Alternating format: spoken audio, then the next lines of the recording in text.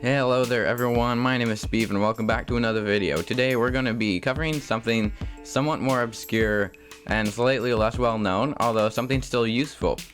I'm going to be explaining how to tame foxes in Minecraft 1.15 in today's video. Now, I think I've had some issues with crashing on the snapshot, so normal version even though I normally play on the snapshot. Anyways, as you can see, we have some naturally spawned foxes here. And I applied glowing to them because so I could actually see them, but let's remove that. And foxes they naturally spawn in taigas and the taiga variants as red foxes, and then they can spawn as white foxes in snowy taigas and places like that. So here are some naturally spawned foxes. As you can see, they often will sleep, and yeah, there's actually several of them sleeping. The other ones, sometimes they sit for a certain length of time, and also just run around, and they like to kill chickens and a few other types of mobs like fish and stuff like that. And then they will eat the chicken, they'll carry stuff in their mouths. And so the way that you tame a fox is, well, you can't technically tame it the same way that you would tame like a wolf. In 1.14, I believe when they added foxes, they changed the way that you tame cats as well, because you used to be able to just tame an ocelot and then you could get it to become a cat like that. But now there is a new mechanic called trusting, which is how you technically you partially tame a fox. And the same goes for an ocelot. You can make an ocelot trust you, but it's not the same as taming it. It's because you just find cats in villages.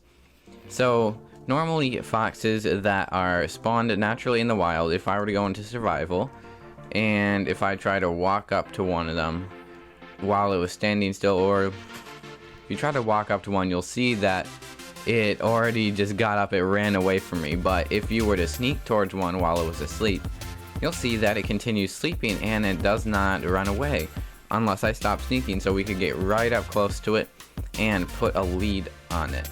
But as you can see, if I unsneak, it tries to run away, and if I follow it, it runs even faster, and they're really hard to catch. See, they're all running away.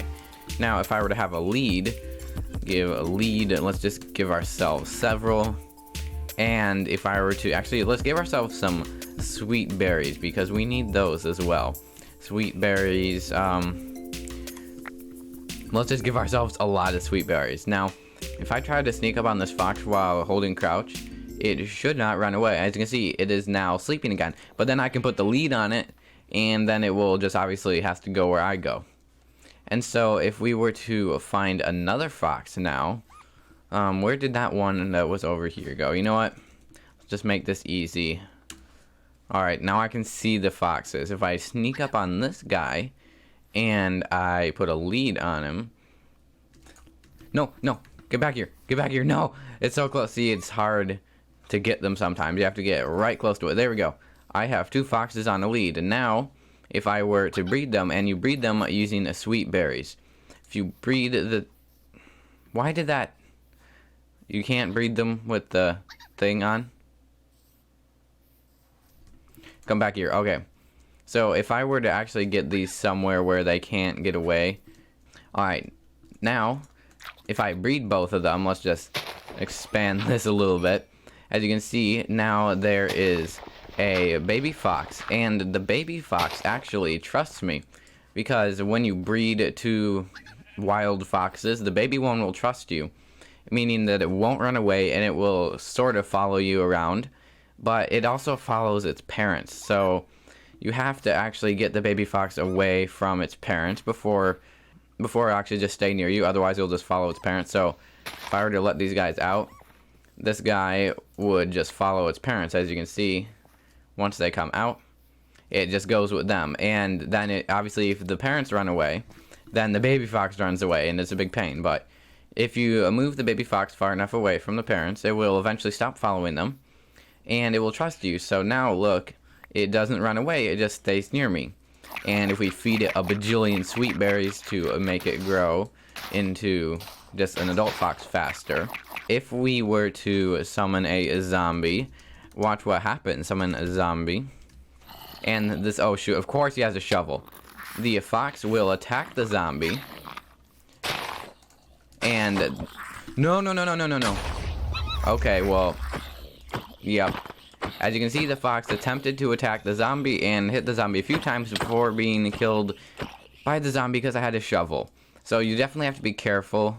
In addition to chickens and fish, the foxes can also attack baby rabbits and turtles, but wolves are also hostile toward foxes in addition to polar bears and will attempt to attack and kill them if they are within a certain block radius of the foxes. So you want to keep your foxes away from wolves, definitely. Polar bears is not as much a big deal because they're a lot rarer, but that's still a potential problem.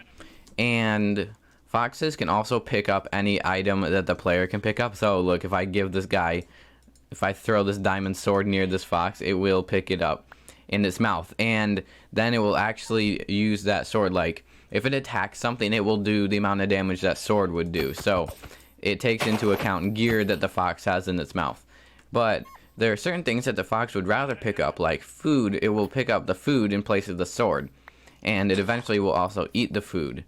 Overall, foxes are kind of nice to have just sort of as pets if you can make one trust you, which isn't too hard if you just sneak up on it and then put leads onto other wild foxes.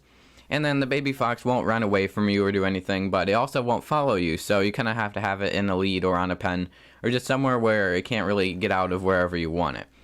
So basically, foxes, they're not too hard to tame, and they're kind of useful. They do similar things that like wolves, like attacking hostile monsters, certain types of monsters that attack you, but they also will eat stuff. They will even get affected with like poison or teleportation if they eat something that would normally do that, like a chorus fruit will literally just teleport the foxes if they eat it. So that's pretty funny, and you can also give them swords and other tools to hold in their mouths, and they're kind of useful like that. But that's about it for today's video. I hope you guys enjoyed and found this quick video useful and informative, and if you did, be sure to hit that like button and subscribe with notifications on. We are not that far from 100 subscribers. I think we're 21 away as of making this video, so let's see if we can get to 100 subscribers within the next month or two. That would be great. But anyways, I will see you guys in the next video. Bye!